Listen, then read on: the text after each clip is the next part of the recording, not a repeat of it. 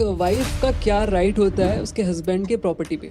1 inch का भी नहीं होता, not even a single inch. Wife चाहती है उससे डाइवोर्स लेना, बट हस्बैंड डाइवोर्स भी नहीं देना चाहता है, घर में उसे मारपीट भी रहा है। सबसे पहले वाइफ अपना एक डोमेस्टिक वायलेंस एक्ट 2005 का एक एक्ट है, उसमें सेक्शन 12 में कंप्लेंट फाइल करे।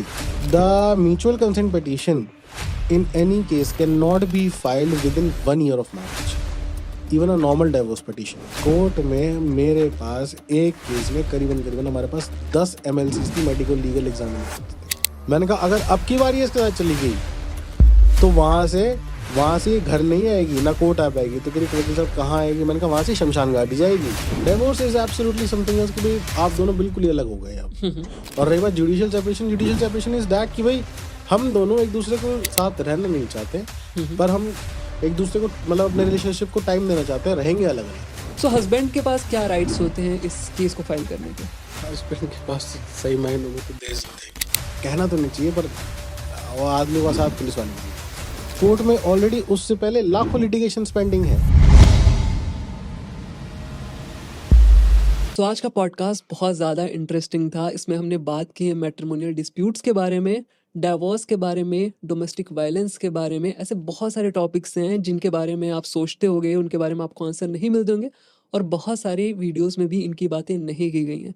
सो आज हमारे जो गेस्ट हैं वो हैं आकार। वो एक एडवोकेट हैं और उनके पास जो स्किल सेट है वो बहुत ही अलग है।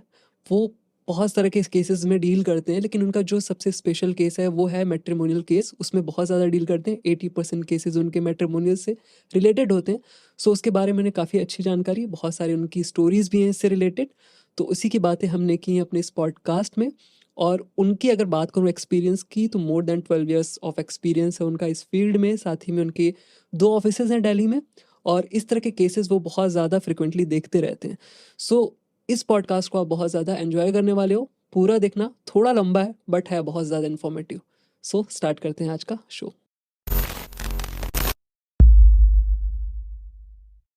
सो स्वागत है आकार जी हमारे शो TDS में आपका। जी बहुत बहुत धन्यवाद इनवाइट करने सो के लिए कैसा मुझे। फील हो रहा है आपको यहाँ पे आके? बहुत अच्छा, बहुत एनर्जेटिक एंड वेरी पॉजिटिव। तो काफ़ी टाइम से हमारी बातें चल रही थी पॉडकास्ट की, और मुझे था यार इन्हें बुलाना है, क्योंकि आपके मैंने कंटेंट देखे, बहुत ज़्यादा कंटेंट नहीं है अभी आपके, बट जो भी कंटेंट है बहुत ज़्यादा इन्फॉर्मेटिव है। और खासकर जिसके केसेस उस तरह के होते हैं जो मैट्रिमोनियल डिस्प्यूट पे आपने बनाया है, कंज्यूमर के लिए जो आपने कंटेंट बनाया है, वो सारे बहुत ज़्यादा इन्फॉर्मेटिव हैं और बहुत ज़्यादा डीप में। बहुत सारे लोग बनाते हैं वीडियोस, बट जो चीज़ें कैप्चर नहीं करते हैं, जो चीज़ें रिकॉर्ड नहीं करते हैं, वो सारी चीज़ें मुझे आपके वीडियोस में दिखी, आपके रील्स शॉर्ट्स में दिखी। तो मुझे लगा यार इस इंसान को बुलाना चाहिए अपने पॉडकास्ट पे। बहुत बहुत धन्यवाद आपका इतनी तारीफ करने के लिए। पर जो भी मेरा कंटेंट है एक तो बहुत थोड़ा है, पहली बात तो मुझे, क्योंकि अपने लीगल उससे वर्क से टाइम नहीं मिल पाता कंटेंट ने क्रिएट करने का। बट ये है कि जितना भी मैंने बनाया है that is basically from my common sense plus from the experience of around 11 years which I am given my time towards the legal work, legal fraternity I have done so far.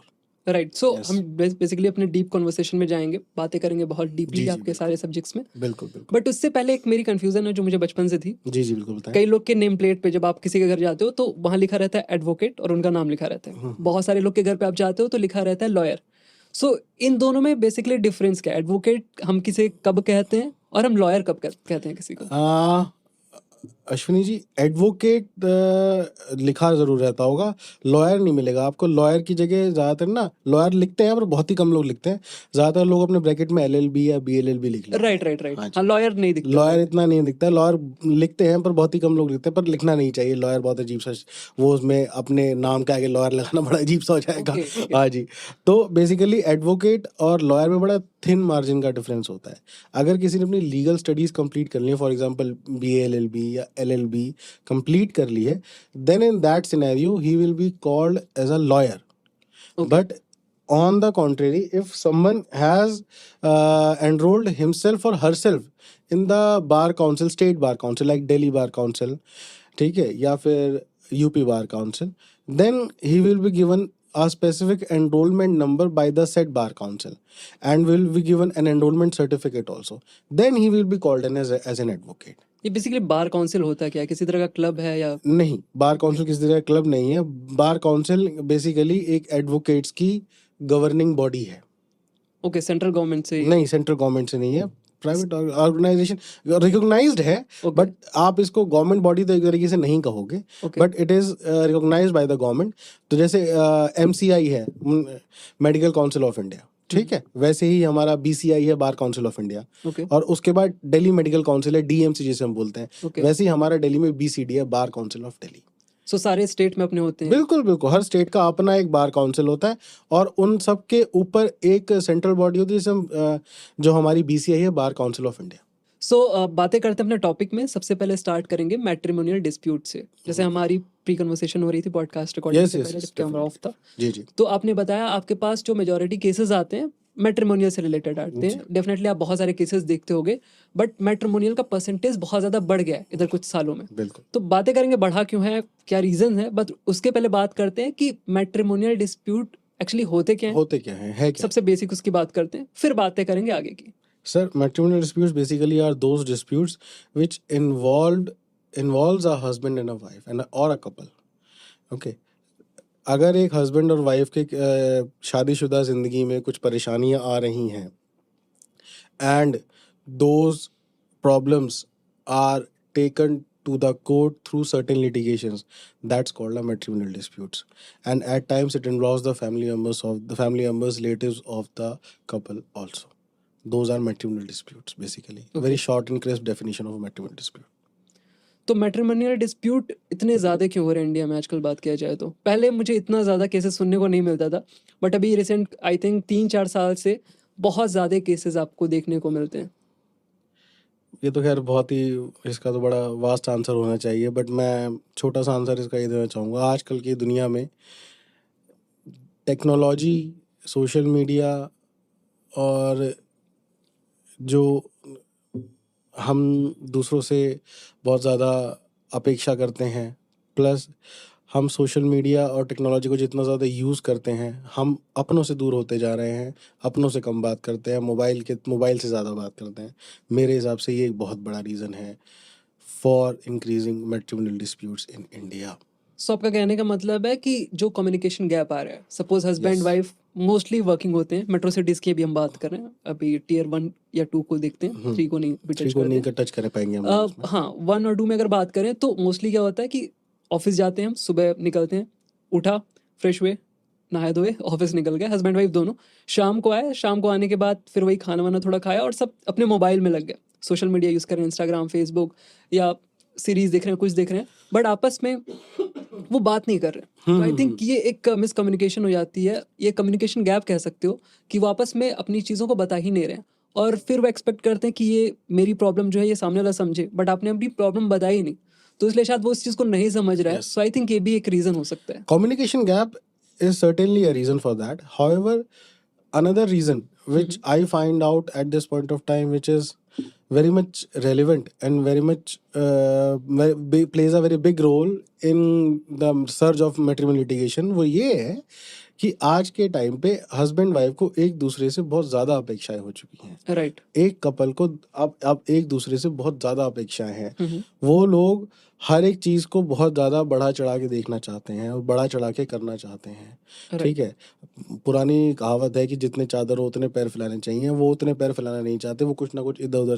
से करके ऐसी चीज़ें कर लेते हैं अपनी life में जो ऑटोमेटिकली उनको बहुत ज़्यादा परेशानी देती हैं। दूसरा जो कम्युनिकेशन गैप वाली जो बात है, वो कम्युनिकेशन गैप, फॉर एग्जांपल एक हस्बैंड वाइफ है, उन हस्बैंड के पेट में दर्द हो रहा है और वाइफ को पता है कि उसके पेट में दर्द हो रहा है, वो उसे सिंपल एक मेडिसिन देगी और कहेगी ठीक है इसे खा के सो जाओ।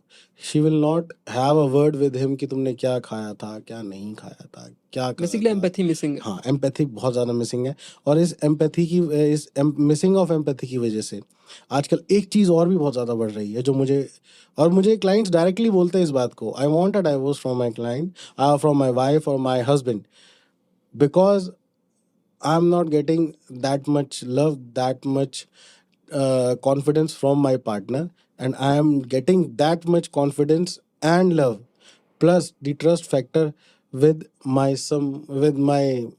Right. Any other person. Right. is going to a great extent। ठीक है ना, आप इससे मेरे जल्दी डाइवोर्स करा दीजिए, मैं उससे शादी करना चाहता हूँ या करना चाहती हूँ। एक्स्ट्रा मैरिटल अफेयर्स इसलिए बहुत ज़्यादा बढ़ रहे हैं। तो उसका प्रोसेस क्या होता है? सपोज एक हस्बैंड है, उसे अपनी वाइफ से डाइवोर्स लेना है, दोनों के बीच में डिस्प्यूट चल रहा है, चीज़ें अच्छी नहीं जा रही, सही डायरेक्शन में नहीं जा रही। सो अगर उसे डाइवोर्स लेना हो तो क्या लीगल फॉर्मेलिटीज होती हैं, किस तरह से वो प्रोसीड करता है? देखिए, हस्बैंड और वाइफ के बीच में अगर बहुत सारे लिटिगेशंस मतलब डिस्प्यूट अराइज होने वाले हों, रिश्ते अच्छे चल रहे हों और किसी एक का मन है डाइवोर्स लेने का, तो हमेशा डाइवोर्स के 2 प्रोसीजर होते हैं। बहुत कॉमन सी बात है। एक कंटेस्टेड डाइवोर्स होता है, एक म्यूचुअल कंसेंट डाइवोर्स होता है। Contested divorce is that divorce when one of the party is not ready and another one wishes to take divorce from their respective spouse. In that scenario, what I suggest to usually my clients is that to at least try to have a word with your spouse regarding going towards the mutual consent divorce process, because mutual consent divorce process only takes 6 months to get completed. However, the contested divorce, in which a proper civil litigation is filed, it takes years to complete. Okay. Yes, it takes years to complete. For example, if we go for a mutual consent, we wish to go for a mutual consent divorce. If a couple wish to go for there are certain documents which I needed, which we need from a client, like their identity proofs, marriage photographs, and a marriage card. These documents are required from their side. And if their marriage is 1.5 years old, then in that scenario, their mutual consent divorce process can be cut short to around 1.5 to 2 months in Delhi and NCR. Okay. Specifically in Delhi, not in NCR. Gurgaon, Ghaziabad और फरीदाबाद ये चीज़ नहीं करता है, but यहाँ पे ये करते हैं हिंदू मैरिज एक्ट में और स्पेशल मैरिज एक्ट में भी. और हम इन दी डाइवोर्स एक्ट की बात करते हैं. Divorce act basically deals with the Christians, Hindu marriage act deals with the Hindus, and the special marriage act deals with the divorce process of the persons who are of different religions. Means one is Christian, another one is Hindu, and they both are married to each other through a process of special marriage act. Then in that scenario, their divorce will be dealt in that specific act. तो इन तीनों में mutual consent divorce का procedure हम लोग same ही होता है. ठीक है. दो सर्टेन डॉक्यूमेंट्स मैंने भी आपको बताया, दोनों का identity proofs, marriage card or marriage certificate, and joint marriage photographs are required from their side. If they provide me these documents, and after providing these documents, there are 2 motions basically, first and second. First motion can be done within a span of around 10 to 15 days after providing of these documents and signing of the respective petition. And after that, the second motion usually is done after a gap of 6 months.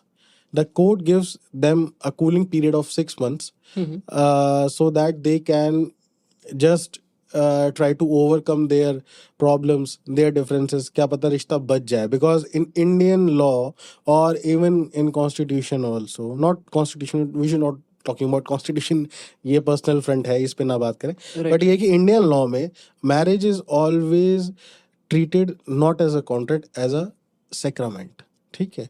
वो एक जो है एक पवित्र रिश्ते की तरह जैसे हम बोलते हैं, उसमें बिल्कुल. माना जाता है. तो कोर्ट ही कोशिश करती है कि उन दोनों के रिश्ते बच जाए. ठीक है. उन दोनों को जो भी डिफरेंसेस हैं वो खत्म कर दें. But on the contrary, if they are not willing to they are not willing कि भाई वो दोनों साथ रहें, तो वो अपना म्यूचुअल कंसेंट डाइवोर्स से प्रोसीजर से करके और अपना 6 महीने में डाइवोर्स ले सकते हैं. और अगर उनकी शादी को 1.5 साल हो गया होगा, ठीक है, और 1.5 साल से अलग रह रहे होंगे, ठीक है, फॉर एग्जाम्पल आज किसी की शादी होती है और वो आज के बाद से वो कभी साथ रहे ही नहीं, तो ये प्रूफ कैसे करेंगे?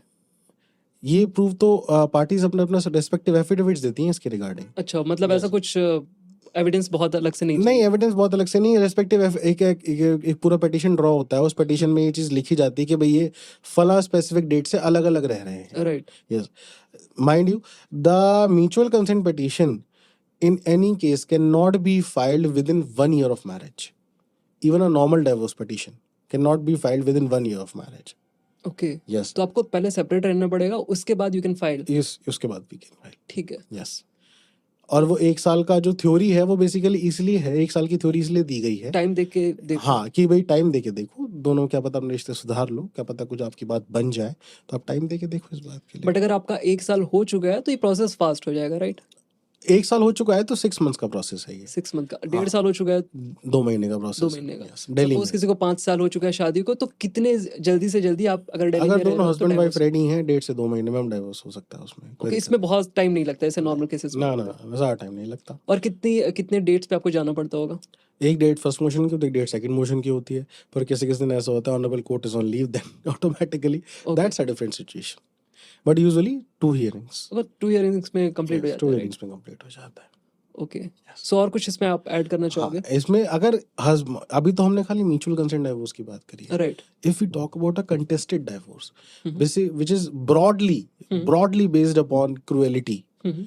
or extramarital affair, which we call sorry to infidelity. Interrupt you, Yes, I'm actually sorry. हमारी ऑडियंस मोस्टली हिंदी वाली है, तो थोड़ा सा ओह इसे अच्छा, हिंदी बिल्कुल रखते बिल्कुल हैं। बिल्कुल। हाँ जी, अगर एक तो म्यूचुअल कंसेंट है उसका प्रोसीजर मैंने आपको बता दिया। अदरवाइज हम दूसरी तरफ बात करते हैं, भाई आप फॉर एग्जांपल मेरे पास एक आदमी आता है कि जी मुझे अपनी घरवाली से तलाक चाहिए, बिल्कुल बिल्कुल। लेमैन भाषा में बात करते हैं। या एक लेडी आती है कि भाई मुझे अपने हस्बैंड से तलाक चाहिए, वकील साहब कुछ करो। तो मैं उससे कहूँगा भी एक बार अपने हस्बैंड से बात करके देख इस बारे में। अगर मैंने बता दिया कि भाई म्यूचुअल कंसेंट डाइवोर्स होता है, कंटेस्टेड डाइवोर्स होता है। म्यूचुअल तुम्हारा, अगर तुम्हारी शादी 1.5 साल 2 साल हो गए हैं तो तुम्हारा जल्दी करा देंगे हम लोग, ठीक है ना, बात करके देख लो, ठीक है। बट वो कहती है ठीक है जी मैं बात करके देखती हूँ। वो हफ्ते बाद मेरे पास दोबारा आती है, वो कहती जी मेरे हस्बैंड तो माने ही नहीं, कहते मैं तुम्हें तलाक नहीं दे रहा। या आदमी आता है कहता जी मेरी वाइफ तो मानी नहीं, कहते मैं तो तलाक दूंगी ही नहीं। Then in that scenario, we have to opt for a procedure which is called contested divorce. Contested divorce वो प्रोसीजर होता है जिसमें it is a proper civil litigation. We have to file a petition. एक पूरा का पूरा procedure होता है उसमें। एक पिटीशन हमने पूरा जितना भी जो भी उसके साथ घटित होगा, यूजुअली मैं क्या करता हूँ अपने क्लाइंट से कहता हूँ भाई 4 पेपर 5 पेपर ले जाओ, वो 4-5 पेपर की एक नोटिंग बनाओ। जिस दिन से तुम्हारी शादी तय हुई और आज तक की जो भी तुम्हारे साथ हुआ, जो तुम्हें लगता है कि मेरे साथ गलत हुआ है, वो मुझे 4-5 पेजेस में लिख के मुझे दे दो। सपोज डोमेस्टिक वायलेंस वगैरह हो रहा हो तो वो हाँ सारी हाँ, चीजें। डोमेस्टिक वो क्रुएल्टी में कवर हो जाता है। क्रुएल्टी इसलिए ना ठीक है। बहुत बड़ा ब्रॉड टॉपिक है। ठीक है। यस, तो वो सब उसी में कवर हो जाता है। तो ऑटोमेटिकली मैं उससे कहता हूँ कि भाई ये सारी चीजें मुझे लिख के दो, और उसके बाद मैं इसे धागे की तरह पिरो के पिटीशन बनाऊंगा। ओके, यस, पिटीशन, क्योंकि क्रोनोलॉजिकल ऑर्डर में इवेंट्स को लगा के और पिटीशन में ड्राफ्ट कर लूंगा। ठीक है। पिटीशन ड्राफ्ट करने के बाद हम उस पिटीशन को कंसर्न पर्सन से जिसको डाइवोर्स चाहिए उसे साइन कराते हैं, और कंसर्न फैमिली कोर्ट में फाइल करते हैं। अब कंसर्न फैमिली कोर्ट हमारा पिटीशन पहले देखती है, हमारा पक्ष सुनती है, उसके बाद दूसरी पार्टी को नोटिस करती है, दूसरी पार्टी फिर उस पिटीशन का जवाब देती है। क्योंकि हमारे यहाँ हमेशा कोर्ट में एक बात कही जाती है कि भाई हम किसी को बिना उसका पक्ष सुने सजा नहीं दे सकते, राइट।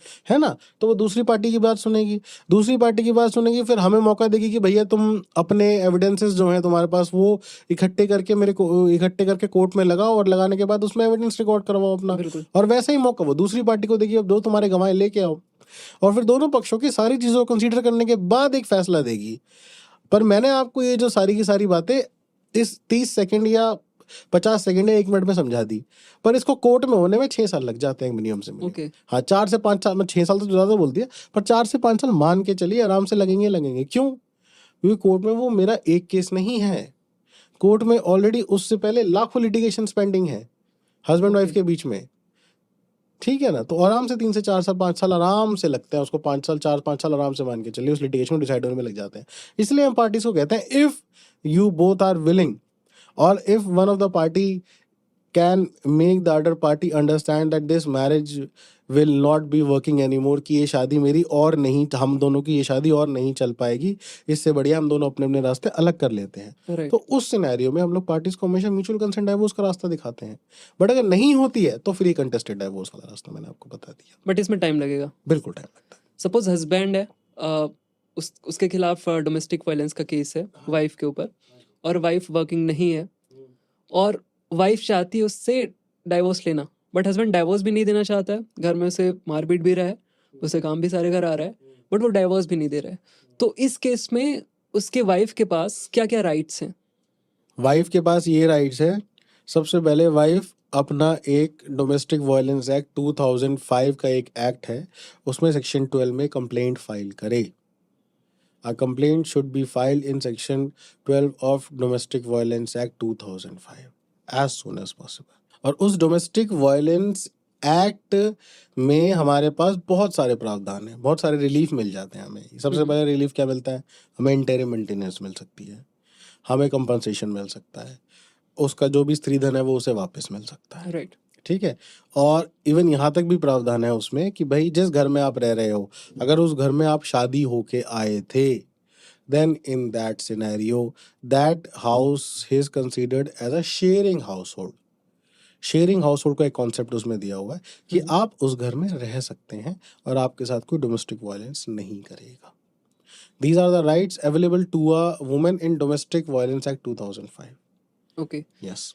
बट फिर अगर उसे डाइवोर्स लेना है तो उसके लिए आगे कैसे प्रोसीड कर सकते हैं? डाइवोर्स का केस अलग से फाइल करते हैं, उसे 2 केस फाइल करने बिल्कुल 2 पड़ेंगे, केस फाइल एक डोमेस्टिक करना वायलेंस का होगा। करना है, उसके और एक बाद डाइवोर्स का। डाइवोर्स का करना है। हाँ भाई, आप इस बात को समझिए, मैंने आपसे जैसे आपको बताया था कि क्रूएलिटी एक चीज होती है। जैसे right. Cruelty is a very broad term, very broad term.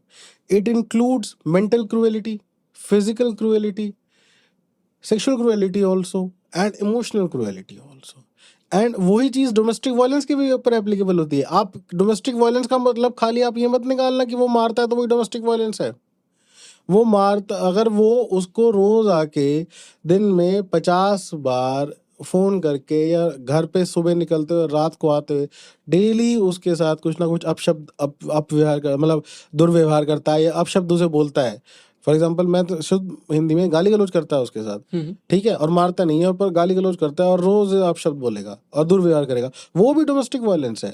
आप खाली मारने पीटने को डोमेस्टिक वायलेंस कंसीडर ना करा ओके, करें सो कभी। मेरा बेसिकली ये भी अगला क्वेश्चन होने वाला था जी, कि जी। डोमेस्टिक वायलेंस में क्या-क्या चीजें कवर होती हैं? मतलब अगर मेंटली आप किसी को परेशान कर रहे हो, बिल्कुल बिल्कुल, दैट इज तो also it's also considered as, part of it is domestic also violence. considered as part of domestic violence. Okay, ठीक है। And domestic violence is not only basically limited to a husband and wife. Domestic violence can also be extended to a mother from her son.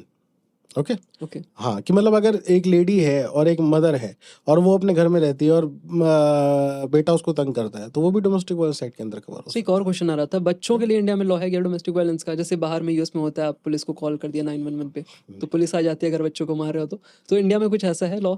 है। Law तो ऐसा कुछ नहीं है India में। 2-3 चीजें होती हैं, जैसे किसी के घर में कोई बच्चा है, ठीक है ना, उसे कोई इंसान मारता है, पीटता है, रेगुलरली कुछ उसके साथ उसको परेशान करता है, ठीक है, फॉर एग्जांपल, तो उसके लिए वही लॉज एप्लीकेबल हैं जो बाकी लोगों के लिए एप्लीकेबल। मतलब फॉर एग्जांपल वो मारता है, पीटता है, तो जो धारा आजकल भारतीय न्याय संहिता बीएनएस, अब तो पहले आईपीसी था, इंडियन पिनल कोड था, वो भारतीय न्याय संहिता हो गया।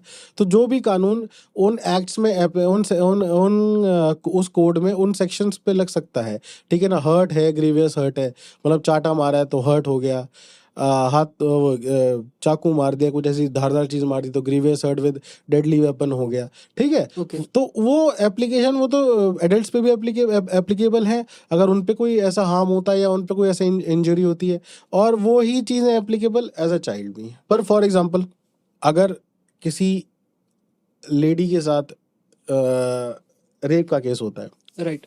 That will be covered under BN, Bharatiya Nyaya संहिता में रेप में कवर हो जाएगा, वो डेफिनेशन रेप में आ जाएगी। अब तो रेप बहुत ज़्यादा एक बहुत ही बड़ा टॉपिक हो चुका है क्योंकि वो सेक्ट के आने के बाद, ठीक है। बट ऑन द कॉन्ट्रेरी अगर बच्चों के लिए बात करते हैं, that is POCSO, prevention of child from sexual offences act 2012।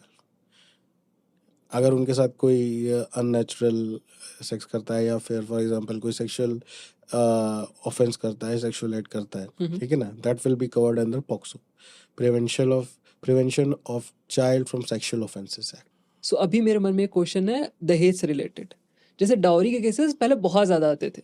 जब मैं छोटा था, मैं यूपी से हूँ, तो वहाँ पे अक्सर ये सुनने में आता था, न्यूज़पेपर आप खोलो, दैनिक जागरण और ये सारे जितने भी न्यूज़पेपर आते थे, उसमें एक पेज पे तो ऑलमोस्ट यही चीज़ें भरी रहती थी कि दहेज के चक्कर में लड़की को जला दिया या घर से निकाल दिया या डाइवोर्स हो रहे हैं। सो ऐसे बहुत सारे केसेस होते थे। सो अभी उन केसेस की फ्रिक्वेंसी कितनी है? वो केसेस नहीं है। बट सुनने में बहुत कम आता है, क्योंकि अगर मैं अपनी बात करूँ, मेट्रो सिटीज़ में जितने भी मेरे दोस्त हैं सब डाउरी के अगेंस्ट रहते हैं कि नहीं नहीं यार, दहेज नहीं लेना, ये बुरी चीज़ है, ये हमें ख़त्म करनी है। सो मुझे लगता था कि थोड़ी कमी आई होगी इसमें, तो इस पे क्या आपका व्यू है? इस पे कमी नहीं आई है। उसका रीज़न मैं बता देता हूँ क्यों नहीं कमी आई है। आप इस चीज़ को समझें फॉर एग्जाम्पल एक हस्बैंड और एक वाइफ हैं, उनके बीच में डाइवोर्स हो गया ना, मतलब म्यूचुअल कंसेंट डाइवोर्स नहीं बन पा रही, उनकी बात नहीं बन पा रही, और उनको लगता है कि भाई, लेडी को लगता है कि भाई I need some alimony from him, I need something from him, otherwise what will I do even if she is earning, we okay. Say so if she is earning, even she says yes, हाँ मेरी life के 5 साल इस आदमी ने खराब करे, जबकि खराब किसने करे किसने नहीं करे वो मैट्रिमोनियल डिस्प्यूट में पता ही नहीं लग सकता आपको। क्यों? हस्बैंड वाइफ एक घर में एक कमरे में लाके लड़ते हैं, उस कमरे में कोई होता नहीं है, राइट। ठीक है ना, तो उसका एविडेंस भी हम क्या क्या प्रूव कर सकते हैं? बिल्कुल। तो किसने किसकी जीवन खराब कराई हमें कभी पता नहीं लग सकता। बट लेडी के दिमाग में एक बात आ जाती है कि but I need alimony from him and that too a handsome amount, because आज की डेट में जहाँ लोगों की परचेजिंग पावर बढ़ी है, ठीक है ना, तो एलिमनी पावर तो ऑटोमेटिकली बढ़ गई। इसको इस एंगल से लेके चलिएगा। ओके। यस, तो automatically when a lady wants something from a husband and that too a hefty amount as an alimony, she will be implicating some allegations of harassment regarding dowry upon the husband and also upon the relatives and family members of the husband. Okay. Yes, जिससे for example उसको settlement करना है उससे, आज allegation लगा दिए, allegation लगाए, और एलिगेशन लगाने के बाद एकदम से क्या होता है, CAW cell, crime against women cell, आप यूपी में उसको महिला मंडल बोल देते हैं, ठीक है ना, तो क्राइम अगेंस्ट वुमेन सेल में कंप्लेंट फाइल हो जाती है। एक कंप्लेंट फाइल हो गई क्राइम अगेंस्ट वुमेन सेल में, वहाँ पे बैठ के मीडिएशन होता है कि भाई ले लो, ले लो, कर लो, बात कर लो आपस में, ये कर लो, वो कर लो, ऐसे कर लो, वैसे कर लो। एक एग्जांपल लेते हैं, हस्बैंड और वाइफ के बीच में डिस्प्यूट होता है, और वाइफ ने कहा जी हमारी तो बन नहीं रही है पर मुझे इतने पैसे चाहिए, वाइफ हस्बैंड ने कहा भाई मेरे पास तो पैसे है नहीं ना, मैं दे रहा, जो तुम्हारी इच्छा हो कर लो, ठीक है ना। वाइफ गई, वाइफ ने क्राइम अगेंस्ट वुमेन सेल में कंप्लेंट फाइल कर दी, क्राइम अगेंस्ट वुमेन सेल में सेटलमेंट की बात चली, wife asked for 1 CR। Okay. Yes, wife इसकी आस्क्ड, कोई लिमिट नहीं होती है? ना ना कोई लिमिट नहीं होती, अच्छा, मैं कुछ भी कर सकता हूँ, कुछ कोई भी भी कुछ भी सर्टेन अमाउंट? मांग सकता हूँ, हाँ। देने की बात नहीं कर रहा, नहीं, वही सिर्फ मतलब मांगने की। क्लेम है कि हाँ मुझे हाँ 1 करोड़ चाहिए, क्लेम 5 क्लेम करोड़ कर चाहिए। सकते हो, पर वो क्लेम जो बेतुके क्लेम्स हैं लेडीज के, ठीक है ना, किसी को बुरा लगे तो सच्चाई बात यही है, बेतुके क्लेम्स जो हैं लेडीज के, वो वहां पे आके रुक जाते हैं जब कोर्ट में ये सारे क्लेम्स रेज होते हैं। उसको मैं कैसे वहां पे आके रुक कैसे जाते हैं वो मैं आगे एक्सप्लेन करता हूँ आपको। For example, women says I want 1 CR from my husband as an alimony, and on the contrary husband कहता है कि मैं तो नहीं दे रहा भाई, मेरे पास नहीं है पैसे, 5-7-10 लाख रुपए की बात होती तो मैं एक बार को सोच भी सकता था, ये 1 करोड़ रुपए मांग रही है मैडम, मेरे पास नहीं है पैसे देने के लिए जी, मेरे पास, मैं नहीं दे सकता। क्राइम अगेंस्ट वुमेन सेल वाले क्या कर सकते हैं? वो कुछ नहीं करते, वो क्या करेंगे, ऑटोमेटिकली कहेंगे नहीं दे सकते आप, ठीक है आपका मीडिएशन फेल हो चुका है, आप ठीक है आप अपने घर जाओ, जहाँ लेडी रहती है वहाँ कंसर्न थाने में उसको भेज देते हैं, और वहाँ पे जाके कंसर्न सेक्शंस में, ठीक है ना, एक डाउरी हेरेसमेंट की FIR against all the people who are involved in that, who are basically alleged in that complaint, मतलब जिनके खिलाफ उस कंप्लेंट में जो लेडी ने दी थी वहाँ CAW सेल में, उसमें एलिगेशंस लगे हुए हैं, चाहे वो हस्बैंड हो, चाहे वो देवर हो, चाहे वो देवरानी हो, उसके बाद उसकी नंद हो, नंदोई हो, फादर हो, मदर हो, ठीक है ना, चाचा चाची, तो अब तो ये जो सीरीज है वो थोड़ी छोटी हो गई है, पहले तो दूर दराज तक के 100 किलोमीटर वाले रिश्तेदारों को भी पुलिस वाले बुला लेते थे, आज भी बैठे हुए तो तुम्हारे खिलाफ कंप्लेंट है। अच्छा। हाँ, अब वो हैरेसमेंट थोड़ा कम हो गया है after certain guidelines by the honourable supreme court in Anish Kumar versus state, it is a 2014 judgement, ठीक है ना, उसके बाद ये हैरेसमेंट थोड़ा कम हो गया है, तो ऑटोमेटिकली उन्हें बुला लेते हैं, भाई ठीक है तुम्हारा नहीं बन रहा ना, तो वहाँ वो कंप्लेंट उठा के सीधे वो FIR कर देते हैं, और FIR करने के बाद उसके बाद जब FIR होती है तो FIR के बाद ये होता है कि भाई जब FIR होने लगी तो उसके बाद हस्बैंड के खिलाफ और भी लिटिगेशन फाइल हो जाती है, जैसे एक डोमेस्टिक वायलेंस केस फाइल कर देती है लेडी, उसके साथ साथ 144 ऑफ BNSS जो नया एक्ट है उसमें पहले 125 ऑफ CRPC था मेंटेनेंस के लिए, that is also filed by the lady, वो वहाँ फाइल हो जाता है, और वहाँ पे वही क्लेम रेज करते हैं मुझे 1 करोड़ रुपए चाहिए, मुझे 2 करोड़ रुपए चाहिए, मुझे ये चाहिए, मुझे वो चाहिए, ऐसे वैसे वगैरह वगैरह वगैरह।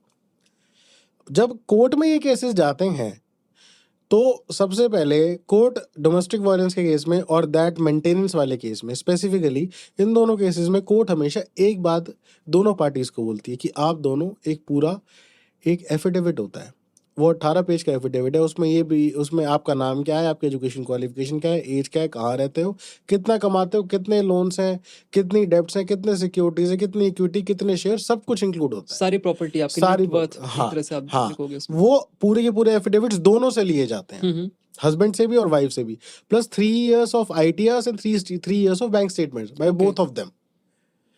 दोनों अपने को ITRs और बैंक स्टेटमेंट्स कोर्ट में डिपॉजिट करेंगे, हम्म, ठीक है।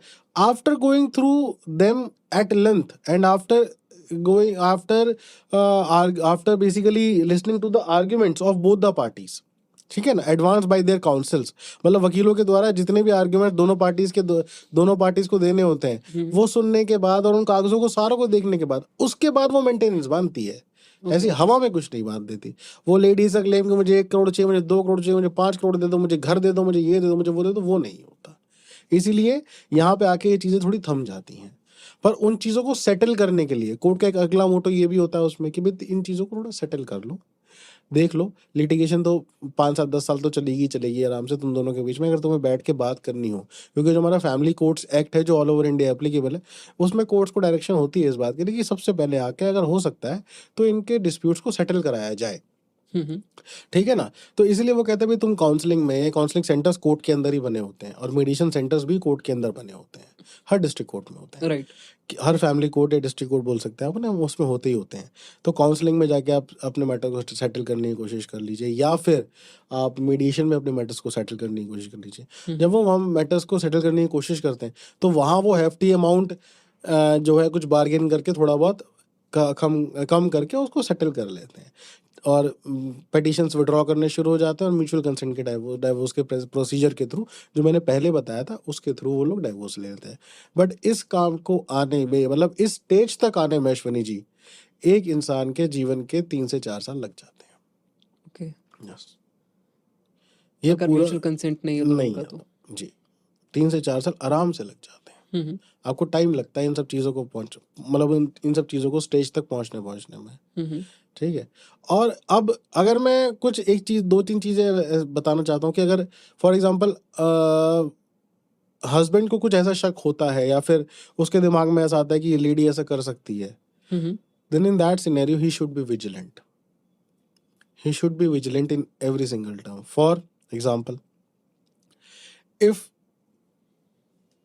लेडी सेज, लेडी उसे पता है कि भाई मेरी वाइफ अगर मेंटेनेंस फाइल करती है तो उसे मेंटेनेंस मिल सकती है, then in that scenario husband should be trying to keep all the documents ready in which he can show that she's capable, she's able-bodied, capable in the sense of job वगैरह कुछ। हाँ, capable in the sense of education qualification, able bodied है, वो तो court में भी दिख जाएगा खैर, पर फिर भी एबल बॉडीड है, माइंड से बिल्कुल ठीक है और ये आराम से कमा सकती हैं। और ड्यूरिंग आर मैरिटल रिलेशनशिप जब हम दोनों साथ रहते थे, she was working and now she has left the job only because of the reason she wants to take undue advantage of the laws prevalent in India regarding maintenance.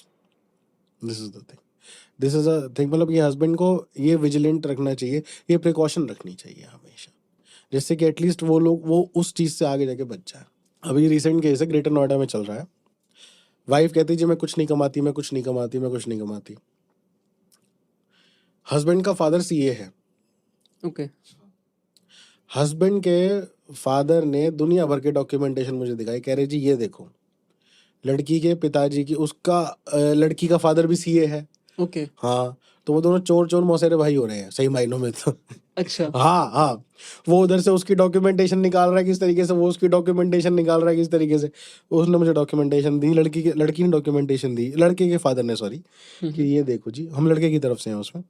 मैंने कहा भाई तुम्हारे पास क्या सबूत है कुछ करती थी? कह रही जी देखो ये इसका CV था हमारे पास, इसने भेजा था, इसमें साफ साफ लिखा हुआ है कि इसने MBA करा हुआ है, ठीक है। और उसके बाद बात कहता है जी ये देखो इसकी ITR, क्योंकि कुछ समय तक मेरे साथ रही है, हमारे घर पे रही, तो ITR मैं नहीं भरी तो मेरे पास डिटेल थी इसकी। अच्छा। हाँ, कह रही जी ये देखो, कह रही ये इसके फादर की फर्म है और ये उसमें शेयर होल्डर है। ओके, यस, ठीक है। और इसको 50,000 रुपये महीना सैलरी भी आती है इसी फर्म से, क्योंकि इसे एम्प्लॉय भी कर रखा है, उसमें दिखाते हैं एम्प्लॉय। तो कहते जी अब इसको मेंटेनेंस की क्या ज़रूरत है? मैंने कहा बात तो आपकी ठीक है। तो ऐसी डॉक्यूमेंटेशन अगर हमें मिल जाती है तो we can refute the claims of the lady. And subsequently another thing also, अगर हस्बैंड को लगता है कि भाई वाइफ का कहीं कोई एक्स्ट्रा मैरिटल अफेयर है और वो उसकी वजह से ये सब चीज़ें हो रही है, तो कोशिश करे कि वो उन एक्स्ट्रा मैरिटल अफेयर से किस तरीके से डिटेल निकलवाए. ठीक है. वो एक सॉलिड रीजन मतलब हाँ, हो सकता है इस चीज yes. का.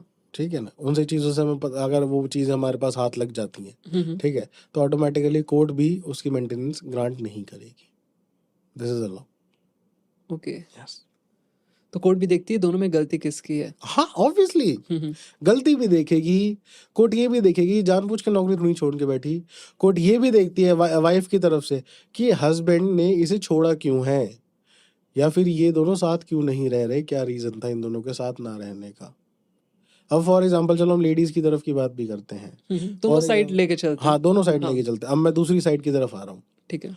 हम अगर एक लेडी को डिफेंड करता हूँ मैं, लेडी को डिफेंड करने के दौरान हस्बैंड कहता है जी मैं तो साथ रखने को तैयार हूँ, ये रहने को तैयार ही नहीं है. मैं तो कह रहा हूँ आज चल, ये मुकदमा वापस ले ले और तू आज चल अपना घर संभाल, तेरा घर है, ये है वो है, अटरम है शटरम है. बहुत जो हस्बैंड यूजुअली जो चिकनी चुपड़ी बातें कोर्ट में बोलते हैं, मैं नॉर्मली बता रहा हूँ कि सब कुछ तेरा है, मेरा तो कुछ भी नहीं है, ये घर तेरा है, बच्चे तेरे, सब तेरा, तू चल और वहां रह, वो घर भी तेरा है, मतलब सब कुछ मैं सैलरी तेरे हाथ में ला के दूंगा, मैं ये करूंगा, मुझे वो है.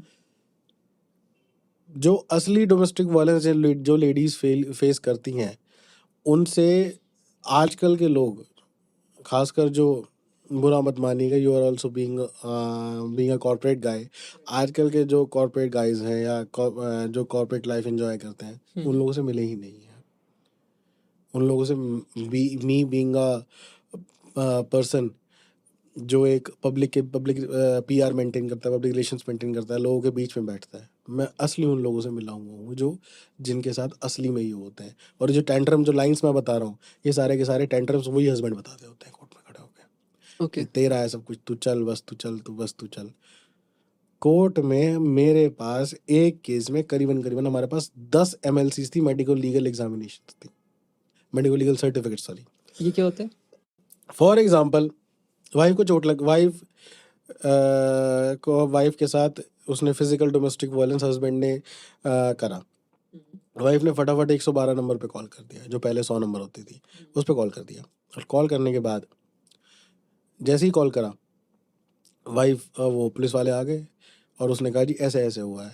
पुलिस वाले ने कहा अच्छा ठीक है. तो सबसे पहले पुलिस का भी एक काम होता है कि वो जाके जो है वाइफ का एक मेडिकल करवाए कि इंजरी सेल्फ इन्फ्लिक्टेड तो नहीं है. सेल्फ इन्फ्लिक्टेड का मतलब कि खुद तो खुद नहीं से मारी, नहीं मारा. हाँ, खुद ठीक से है. तो नहीं मारी है, या फिर ये कि भाई कितनी गहरी है, अगर इतनी गहरी है, अंदर इतना है, इतनी चौड़ी है, क्या है, तो उसके हिसाब से ऑफेंस डिसाइड होगा कि हर्ट है, ग्रीवियस हर्ट है, ठीक है ना, culpable homicide not amounting to murder है.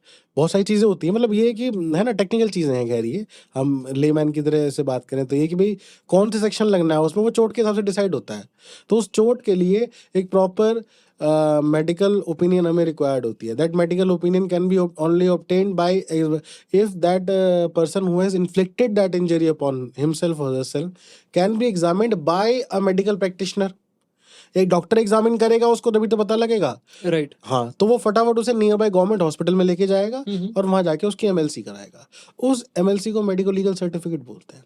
उसमें ये होता है कि भाई इंजरी इतनी थी, ये इतनी चोट है, इतनी गहरी इंजरी है, इतनी लंबी इंजरी, इतनी चौड़ी इंजरी है, उसके हिसाब से पता लग जाता है. तो मेरे पास एक केस में 12 MLC थी. ओके. 12 चोट लग गई उसके. सो बेसिकली ये तो प्रिपेयर करते होंगे फिर कि उसे हाँ, डायवर्स चाहिए, तो हाँ, उसको पता रहता होगा कि ये डॉक्यूमेंट्स मेरे को चाहिए होंगे हाँ, एट द हाँ, टाइम हाँ, ऑफ फाइल, बिल्कुल, जब बिल्कुल. केस फाइल करूंगी तो. इसमें हुआ क्या, जैसे वो 12 MLC थी. अब बहुत सारे लोग मेरे से सवाल नीचे क्वेश्चन पूछेंगे 12 MLC तो रह रही थी.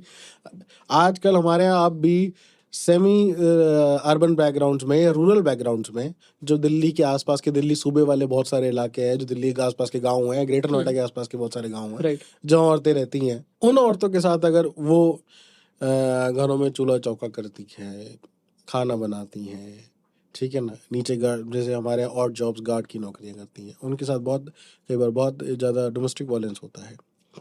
उस डोमेस्टिक वायलेंस में किसी को पता भी नहीं चलता उनके बारे में। तो वैसी एक लेडी, उसको हस्बैंड के 100 नंबर की कॉल होती, एमएलसी हो जाती, एमएलसी होने के बाद पता चला जी ओहो, हस्बैंड हाथ जोड़ के उसे फिर वापसी लिया, फिर दोबारा हो गया, फिर दोबारा हो गया, ऐसे करते करते 10-12 इंसिडेंट थे।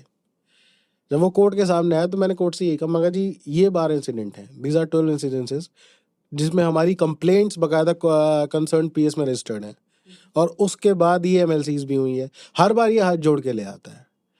मैंने कहा अगर अब की बार ये इसके साथ चली गई तो वहां से ये घर नहीं आएगी, ना कोर्ट आ पाएगी। तो कह रही वकील साहब कहाँ आएगी? मैंने कहा वहां से शमशान घाटी जाएगी। सिचुएशन ये है। इतना ज्यादा वो हाँ, परेशान तो मैंने कहा ये चीज तो हो ही नहीं सकती। मैंने कहा ये वापस जाने का सवाल ही पैदा नहीं होता।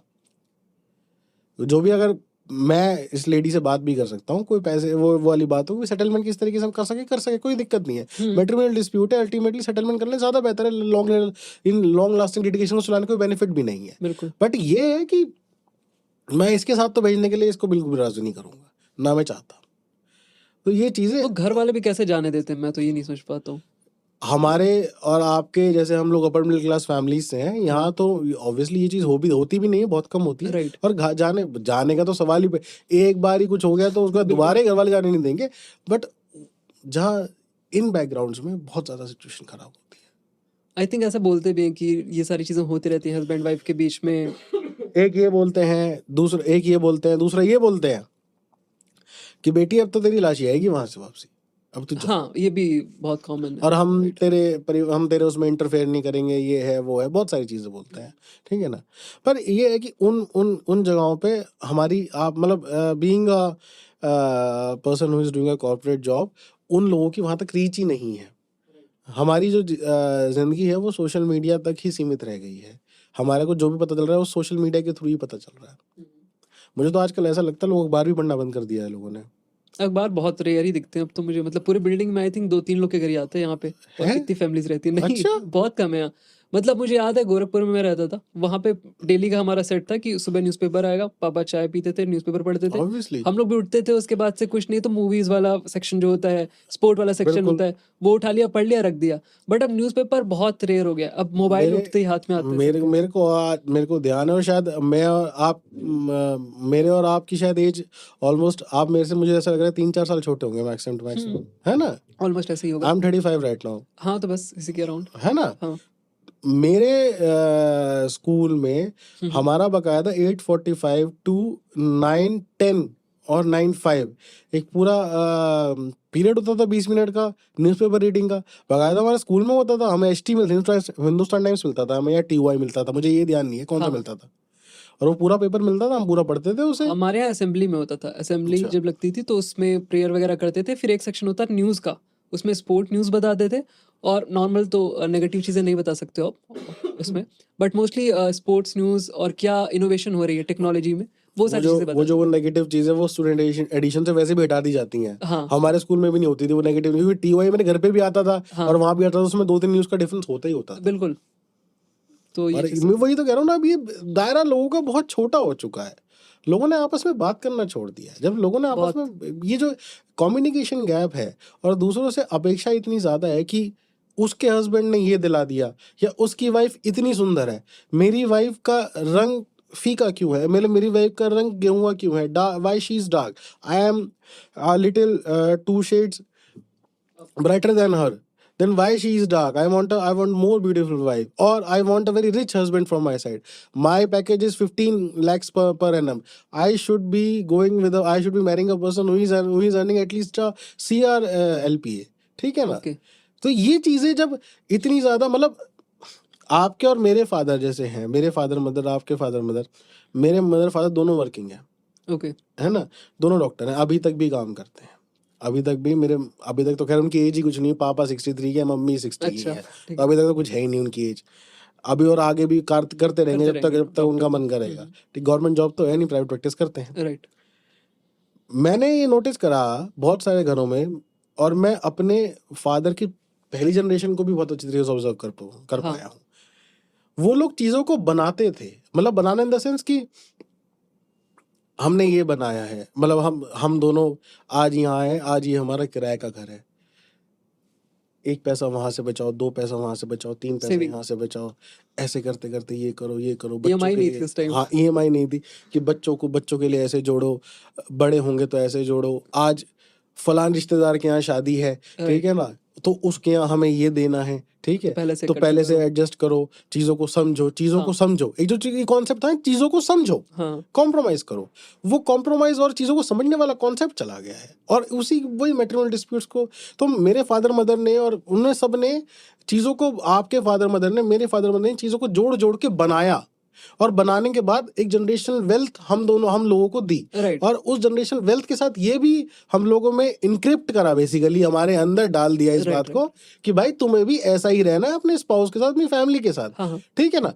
बट उसके बाद हमारे जैसे और भी बहुत सारे लोग हैं, और हाँ, हमारे जैसे लोग हैं, upper middle class, low middle class and the most affluent people of India also, उन सबके डाइवोर्स मैट्रिमोनियल डिस्प्यूट्स होते हैं।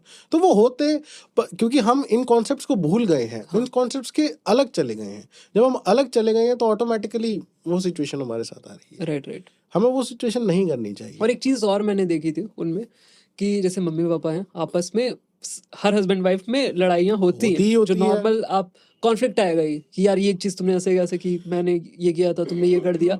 तो उनमें एक चीज़ कॉमन होती थी, अगर एक गुस्सा है तो दूसरा शांत रहता था, बिल्कुल। दूसरा गुस्सा है तो वो आदमी शांत हो जाएगा कोई भी कंडीशन में। तो लड़ाइयाँ आगे खिंचती नहीं थी, ड्रैग नहीं होती थी। ये कभी मैंने नहीं देखा कि मम्मी गुस्सा है, पापा 4 दिन से बात नहीं कर रहे हैं, जो कि अब बहुत कॉमन है। बहुत हस्बैंड ज्यादा। वाइफ बात ही नहीं करते, 6-6 महीने निकल 6 जाते हैं। महीने निकल जाते। I think एक और चीज जो इसमें मैं ऐड करना चाहूंगा, हम्म, जो आजकल जो मैंने नोटिस करी, वो ये कि जैसे हस्बैंड और वाइफ हैं, ठीक है ना, आजकल, और पेरेंट्स भी ये गलती करते हैं, मुझे ऐसा लगता है, ये पता नहीं, मेरी पर्सनल ओपिनियन है, गलत है सही है मुझे नहीं पता। बिल्कुल, हस्बैंड वाइफ है तो जैसे शादी हो गई, अरेंज है, लव है, कुछ भी है, what ever it is, husband एकदम से बोले, वो फादर एकदम से बोलेगा कि भाई अब इन दोनों की शादी हो गई है, अब इन्हें दूसरा घर किराए पे दिलवा देते हैं, ठीक है ना।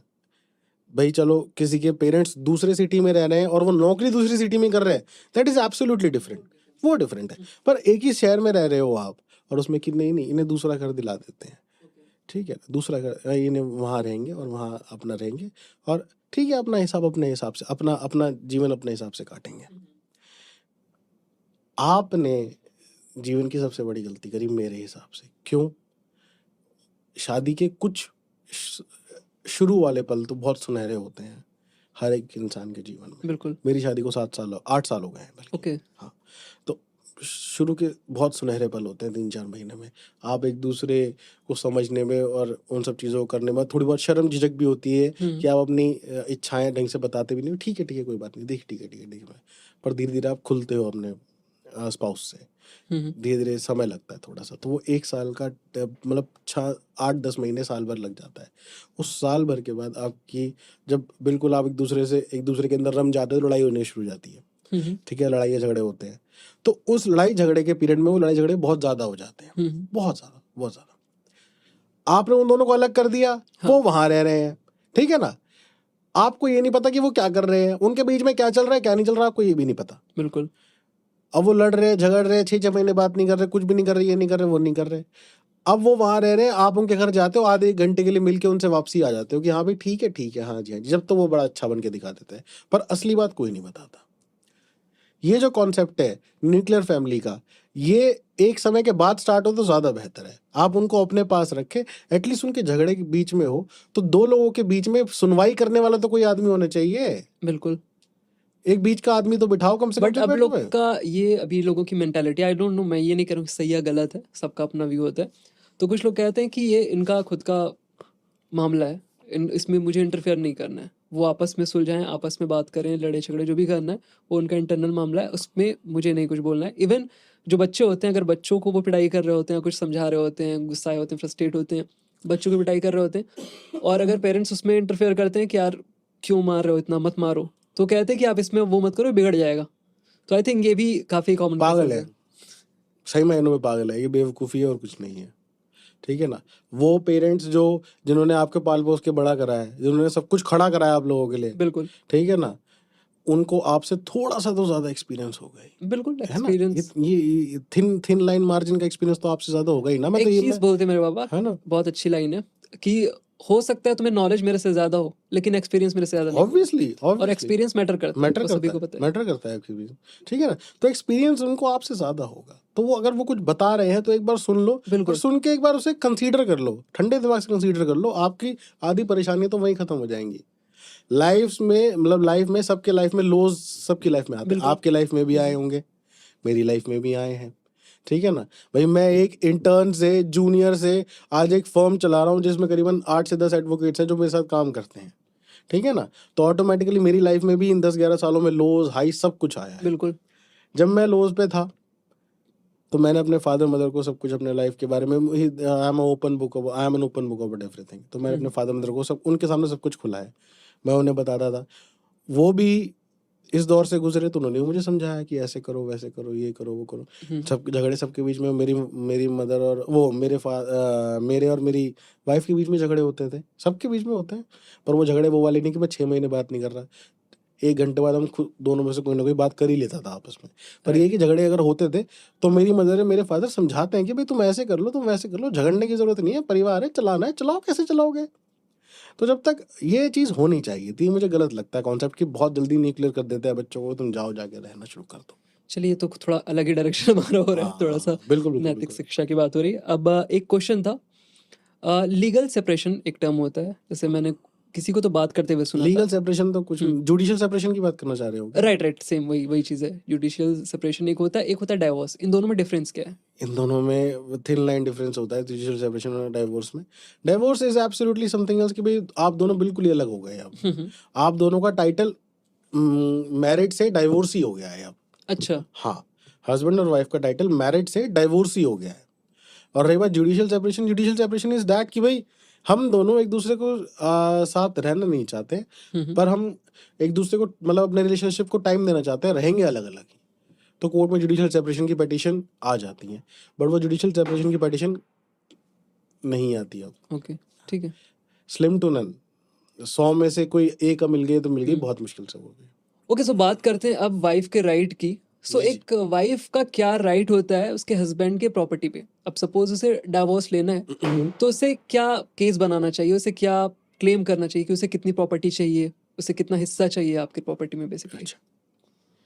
एक तो ये कॉन्सेप्ट है कि वाइफ की हस्बैंड की प्रॉपर्टी में क्या राइट होता है, कितना हिस्सा होता है।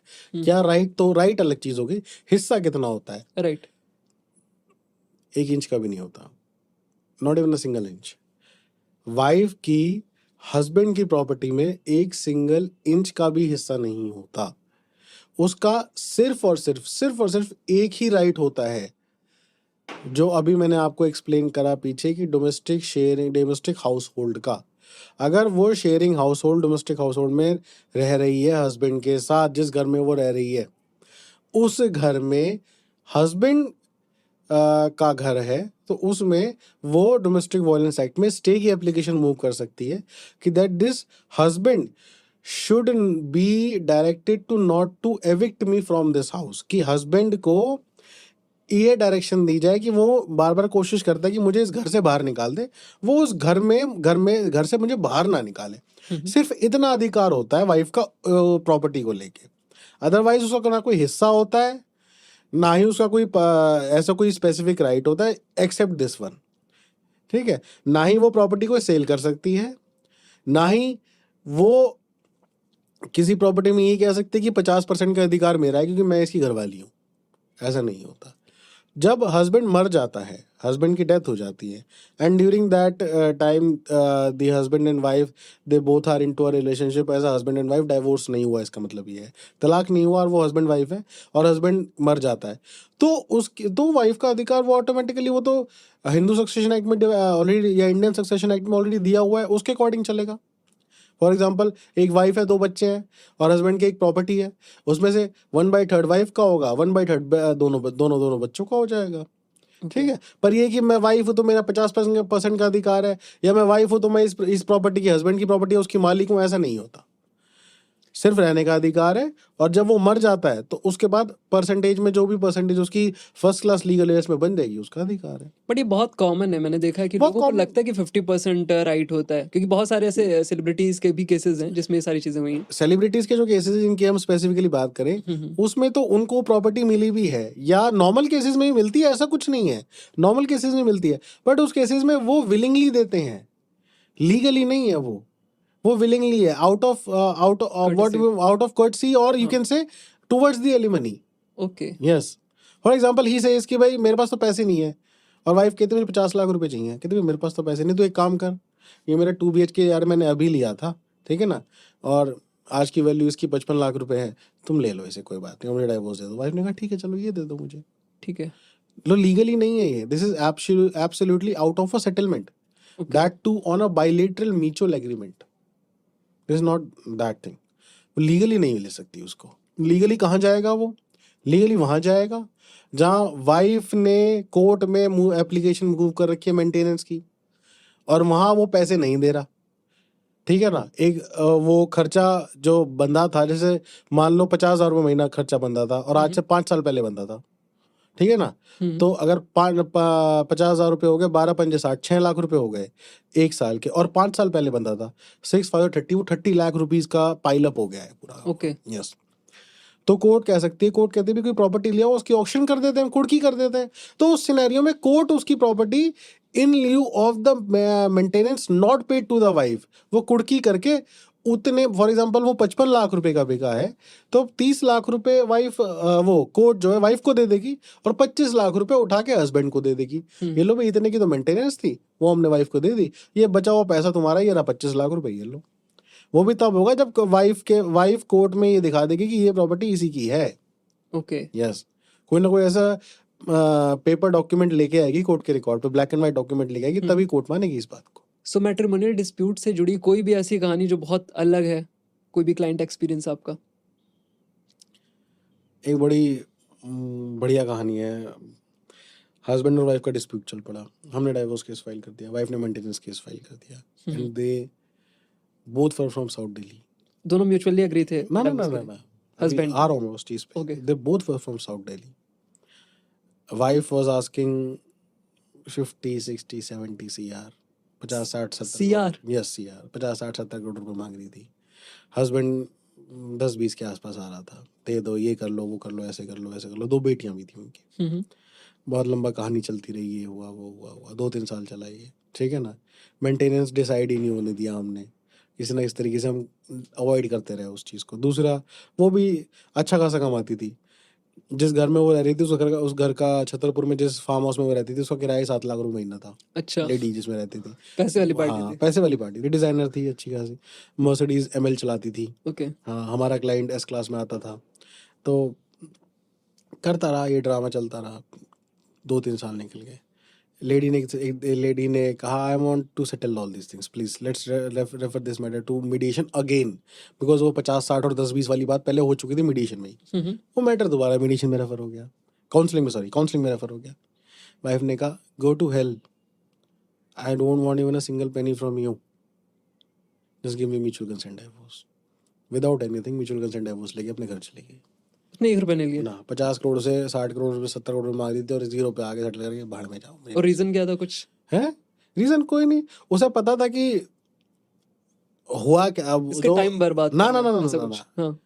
असली कहानी तो उसने बाद में बताई। कहता सर, इस बात को तो मेरे दिमाग से पता नहीं कैसे नजरअंदाज करना में रह गया था। कह रहा ऑलरेडी इसके पास 3 BHK फ्लैट्स मेरे नाम से ही तो है, वो इसके नाम से मैंने ले तो रखे हैं। मैंने कहा है? कह रहे हाँ। कह रहे सर उसका रेंट प्रोसीड्स भी यही।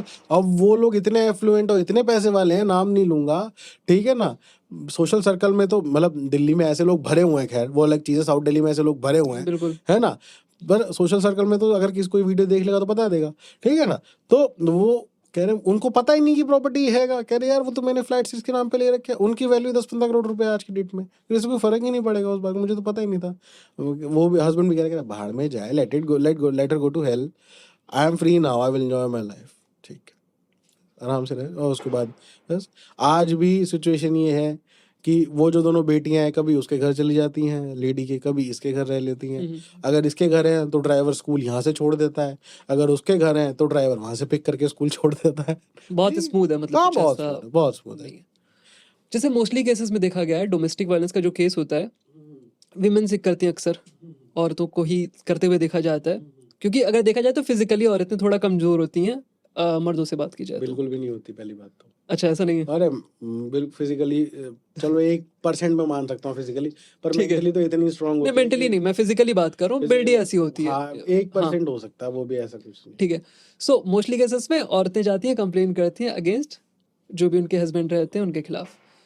अब यहाँ पे केस आता है, अगर एक हस्बैंड है, मैंने बहुत सारे केसेस देखे हैं अपने सोशल लाइफ में, वाइफ उनके ऊपर चिल्लाती हैं, इवन मारती हैं उन्हें, खाना नहीं देंगी, टॉर्चर करेंगी, और हस्बैंड भी क्या कहता है कि अब मैं करूँगा तो ये चीज़ें बढ़ती जाएंगी, तो वो भी अवॉइड करता है बहुत सारे केसेस में।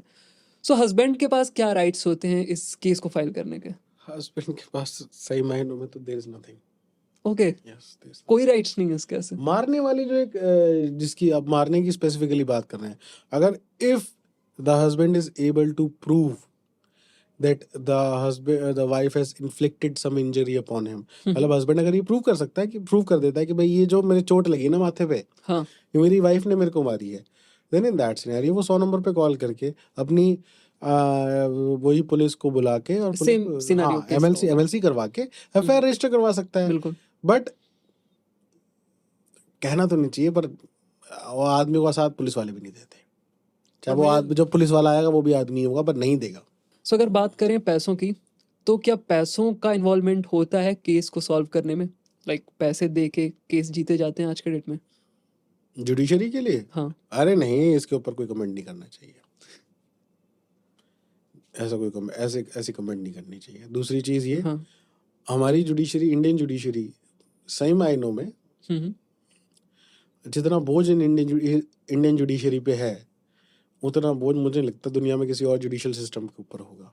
इतने पेंडिंग लिटिगेशंस हैं। बट नंबर्स क्यों नहीं बढ़ रहे हैं? ये कौन से नंबर? कोर्ट्स के नंबर, जजेस, इंफ्रास्ट्रक्चर।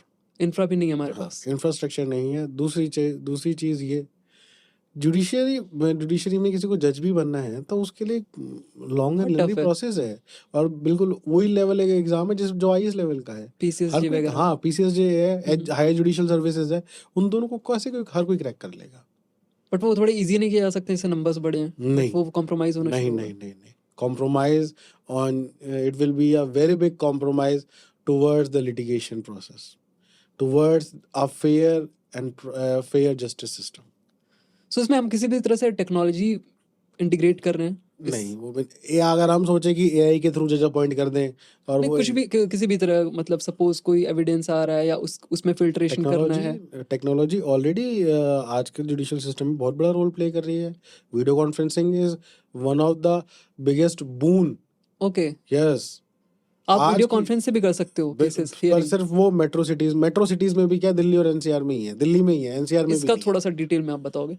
जैसे फॉर एग्जांपल आज मेरे 3 डिफरेंट कोर्ट्स में केसेस लगे हैं। For example one is in Rohini district courts, another one is in Karkardooma and another one is in high court, and one is a miscellaneous hearing. Karkardooma miscellaneous hearing है, I can appoint someone कि भाई तुम जाओ और जाके attend कर लो। And on the contrary, the high court one and the Rohini one, they both are very important, they are main hearings. एक में फाइनल आर्गुमेंट्स होने हैं और एक में मुझे एविडेंस रिकॉर्ड करवाना है। तो उसमें होगा क्या कि मैं वहाँ तो किसी को भेज दूंगा, ठीक है ना, बट जिसमें मुझे एविडेंस रिकॉर्ड कराना है उसमें मोस्ट प्रोबेबली मुझे फिजिकली ही जाना पड़ेगा। We can not go, I can not be doing that through a video conferencing. वहाँ में फिजिकली चला गया रोहिणी कोर्ट में, फिजिकली मैंने जो है वीडियो कॉन्फ्रेंसिंग कर ली। और रही बात हाई कोर्ट में, हर डिस्ट्रिक्ट कोर्ट में और हाई कोर्ट में भी वीडियो कॉन्फ्रेंसिंग रूम बन गए हैं, छोटे छोटे वीडियो कॉन्फ्रेंसिंग रूम है। आप जाओ, आप वहाँ अपना मोबाइल से, लैपटॉप से, आईपैड से वीडियो कॉन्फ्रेंसिंग अपनी ऑन कर लो और वीडियो कॉन्फ्रेंसिंग करो। इंटरनेट कनेक्शन कभी बार अनस्टेबल हो जाता है पर फिर भी आपका काम चल सकता है। मैं गया और पता चला जी मेरा नंबर जो है वो अभी तो जज साहब कह रहे हैं कि भाई दूसरी पार्टी, मतलब कॉल हुआ, दूसरी पार्टी ने, वकील साहब ने टाइम ले लिया कि भाई अभी मेरे काउंसिल अवेलेबल नहीं है, आप इसको 1 घंटे बाद रखना। जज साहब ने कहा ठीक है चलो कोई बात नहीं, 1 घंटे बाद आप अपना एविडेंस करा लेना। मेरा 1 घंटा यहाँ ख़राब हो गया। तो मैंने फटाफट उसकी वीडियो कॉन्फ्रेंसिंग ज्वाइन कर ली और वहाँ इस 1 घंटे के बीच में मेरा नंबर आ गया। मैंने वहाँ अपने आर्ग्यूमेंट्स कर लिए और जब तक मेरे आर्ग्यूमेंट्स खत्म हुए मैं रोहिणी डिस्ट्रिक्ट कोर्ट में बैठा हूँ और हाई कोर्ट जाने में करीबन 20-25 वो हाई कोर्ट और रोहिणी का डिस्टेंस करीबन इस टाइम में 25 से 30 किलोमीटर होना चाहिए। 25-30 किलोमीटर का हमारा दिल्ली का ट्रैफिक मान के चलो करीबन 1 सवा घंटा लगेगा हमें जाने में। तो मैंने वो डिस्टेंस, टाइम टू ट्रेवल, दोनों चीज़ें बचाई और मैंने यहीं बैठे हुए विद इन माई कम्फर्ट मैंने एक प्रॉपर वीडियो कॉन्फ्रेंसिंग करी और अपने आर्ग्यूमेंट्स ऑनरेबल कोर्ट को एड्रेस कर दिए और ये यहाँ पे मेरा खत्म हुआ और मैंने उधर से अपना रोहिणी में एविडेंस करा के मैं अपने चैम्बर वापस आ गया। Okay, Yes. So I can attend multiple hearings on a single day through video conferencing. And at this point of time, there are directions from the Honorable High Court of Delhi कि video conferencing is mandatory to be switched on by every single honorable court or every single trial court. In future ये सारे जगह पे incorporate करो। हाँ 100% होगा, बिल्कुल होगा, होना भी चाहिए। बिल्कुल, क्योंकि सबके लिए पॉसिबल नहीं हमेशा ट्रेवल करना। ट्रैवल करना पॉसिबल नहीं है। आप ये तो सोचिए, आपने वीडियो कॉन्फ्रेंसिंग कर भी ली, किसी ने आज जिस कोर्ट में 120 मैटर लगे हुए हैं उस 120 मैटर का मतलब 2 वकील तो होंगे, एक मैटर में तो 240 वकील हो गए। 240 वकील हैं तो 240 तो लिटिगेंट भी होंगे, राइट। 2 पक्ष तो होते हैं ना, तो 1 × 2 1 + 1 2 हो गए, तो 240 लिटिगेंट भी हो गए, तो 480 तो यही लोग हो गए जिन्होंने कोर्ट में आना पड़ेगा। ठीक है ना, जरूरी नहीं है हर डेट पे हर मौके लाए या हर लिटिगेंट आए, ठीक है ना। उसके अलावा ऑनरेबल जज है, उनका सपोर्टिंग स्टाफ है करीबन 14-15 लोगों का, बिल्कुल एक कोर्ट रूम है। ठीक है, आप एक जगह 480 लोग और प्लस वो 20 लोग 500 लोग एक कोर्ट रूम में आ रहे हैं, उसके लिए 200-300 व्हीकल भी लगेंगे, उससे एमिशंस भी होंगे। ठीक है ना। और वही अगर वो 500 लोग अपने घर में बैठ के यही काम वीडियो कॉन्फ्रेंसिंग के through a proper stable internet कर लें तो ऑटोमेटिकली आपको इजी पड़ेगा और ये आगे जाके एनवायरनमेंट पे भी इफेक्ट पड़ेगा। This is a very small thing but it can create a very big impact. हो जाएगा, पर ये है कि ये इस चीज को पूरे इंडिया में एप्लीकेबल करने के लिए we need hell lot of infrastructure and hell lot of patience. So यही था आज का हमारा पॉडकास्ट। कैसा एक्सपीरियंस रहा आपका? बहुत अच्छा, ज़बरदस्त एक्सपीरियंस, मज़ा आ गया। मतलब ज़िंदगी में मैंने पहली बार कभी पॉडकास्ट करा है and this is absolutely all together a different feel. आप पॉडकास्ट करते हैं अपने आप, जो इंसान आपके सामने बैठा है वो आपसे क्वेश्चंस पूछता है और आप अपने आंसर्स को देते हैं और सामने वाले इंसान उन्हें वैल्यूएबल समझ के अच्छी तरीके से सुनता है और चीज़ों को मैनेज करता है। That's absolutely good. Thank you very much for inviting me on this. Thanks a lot. So ये था आज का पॉडकास्ट। अगर आपको भी कोई प्रॉब्लम है, मैट्रिमोनियल डिस्प्यूट अगर आप फेस कर रहे हैं या आप किसी भी तरह की ऐसी समस्या से आजकल परेशान हैं, तो आप डेफिनेटली कांटेक्ट कर सकते हैं आकाश जी से। इनका इंस्टा आईडी आपको नीचे डिस्क्रिप्शन बॉक्स में मिल जाएगा, सो वहाँ से जाके आप कनेक्ट कर सकते हो। साथ ही में अगर इस तरह के टॉपिक्स पे आपको वीडियोस देखना, रील्स देखना, शॉर्ट्स देखना पसंद है तो डेफिनेटली आप इनके चैनल को फॉलो कर सकते हो और वहाँ पे सारी तरह की वीडियोस आपको देखने को मिल जाएंगी। So that's all for today's podcast. मिलते हैं नेक्स्ट पॉडकास्ट में किसी नए टॉपिक के साथ, तब तक के लिए बाय बाय।